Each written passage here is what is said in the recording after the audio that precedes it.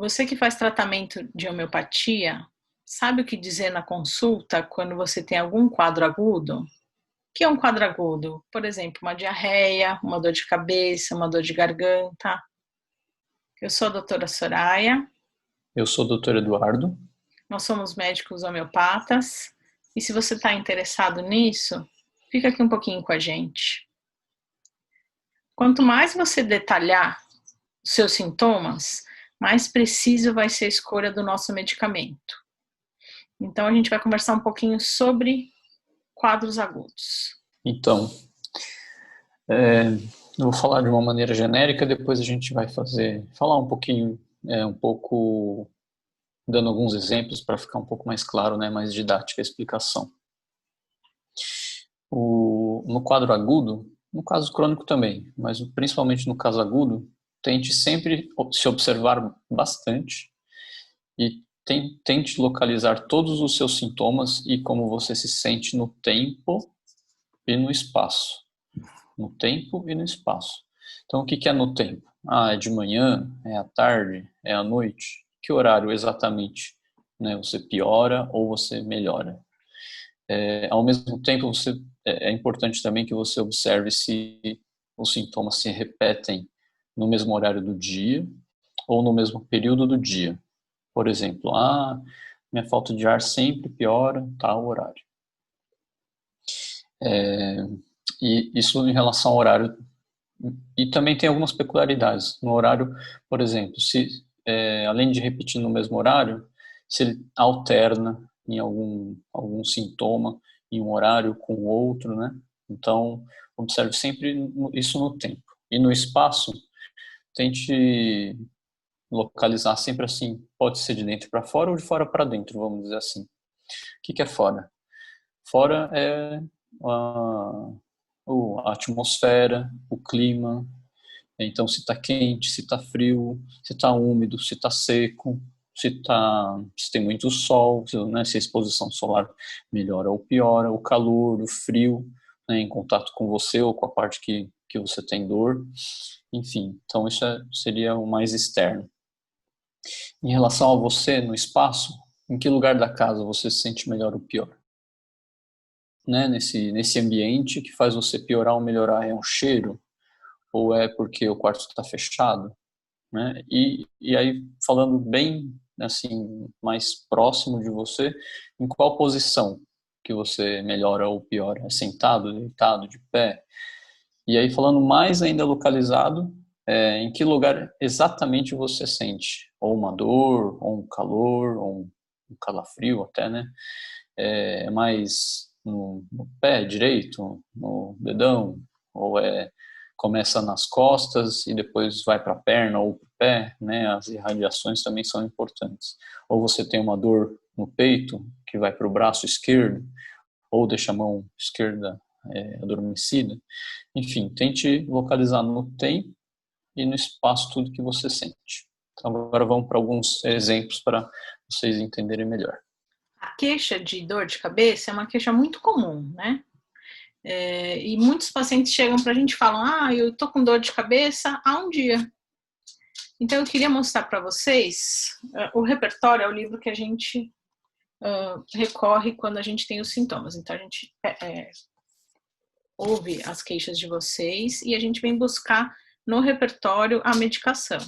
Então, por exemplo, dor de cabeça, gente, tudo isso aqui são páginas sobre dor de cabeça.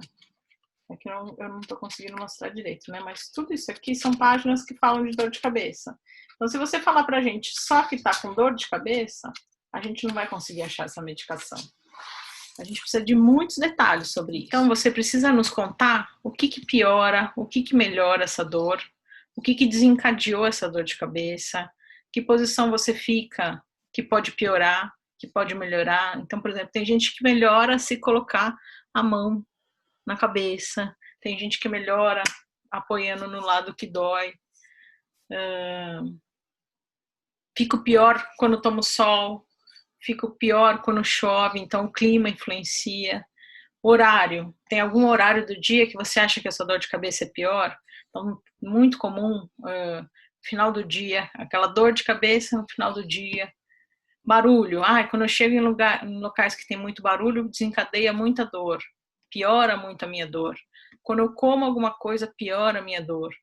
Ou quando eu estou num lugar que tem uma luz de frente para mim, a luminosidade piora a minha dor. Então, vários fatores influenciam. Vocês precisam se observar bastante, porque quanto mais detalhes, mais precisa vai ser a nossa medicação.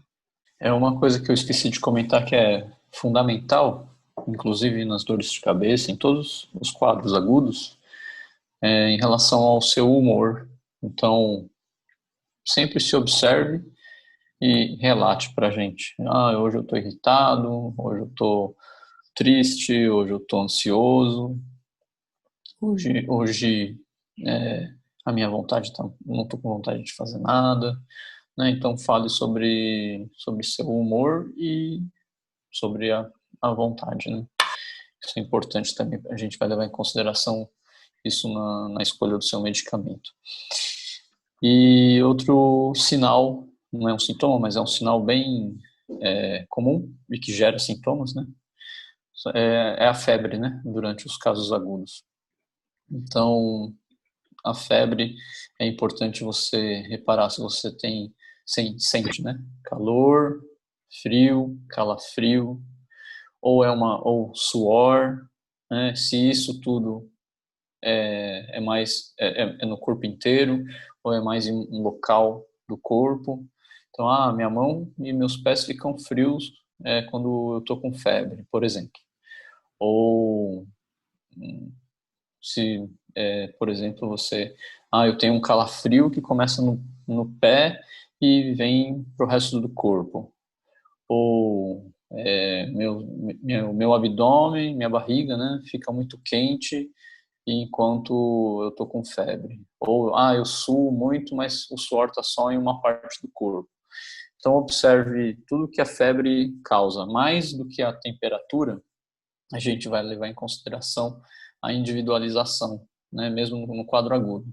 Então, a gente já fez um vídeo sobre individualização, já falamos que isso é um dos pilares, né, um dos princípios homeopáticos. A gente vai deixar um card aqui em cima para vocês assistirem, para quem ainda não assistiu.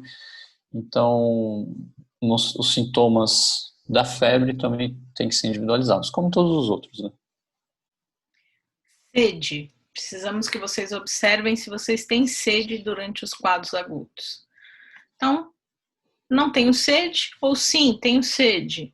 E a sede, como ela é? É aquela que você vai, pega o copo e bebe em grande quantidade? Ou é aquela que você vai e bebe pouquinho várias vezes do dia? Ou então eu tenho uma boca muito seca, mas eu não tenho sede. Ou eu tenho uma boca sede e tenho muita sede.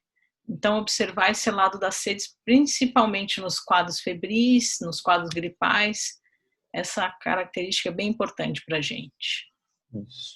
Isso demonstra um pouquinho de como está o seu metabolismo, né? E vamos para outro exemplo. Durante uma crise de falta de ar, né? É importante você observar em qual lugar da casa você se sente bem. Exemplos. Eu me sinto bem com a janela aberta e eu preciso ficar me abanando. São detalhes importantes. Ou, toda vez que eu fico com muito frio, a minha falta de ar piora, né? E a posição do corpo também.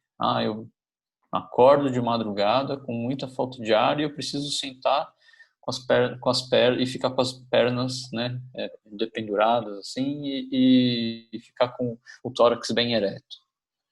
Não, eu tenho uma crise de falta de ar e eu preciso ficar sentado, mas eu preciso inclinar o peito bem para frente, que aí parece que o ar entra mais fácil, né? Ou eu consigo soltar o ar mais fácil, colocar o ar para fora mais fácil. Então, observe bem durante uma crise de falta de ar, em que local você se sente melhor, clima, os mesmos exemplos, né, que a gente deu quando a gente estava fazendo aquele apanhado geral sobre os quadros agudos. As mulheres, cólica menstrual, uma queixa muito comum, né? Então, o que é importante para a gente saber? Existe algum um horário que essa dor é pior? Então, na madrugada a minha cólica é muito pior. E o que você faz para melhorar ou piorar? Então, se eu ficar quietinha, com uma coberta bem quentinha, a minha cólica vai melhorar. Se eu fizer algum esforço, uma atividade física, a minha cólica vai piorar. São exemplos, né? Observar a coloração da menstruação. É sangue vivo, é um sangue mais escuro, tem pedaço, tem cheiro. E contar pra gente como é que fica o seu humor durante a cólica menstrual. Como último exemplo, né? A gente está fazendo a gente coletou aqui acho que os quadros mais comuns, né? Agudos.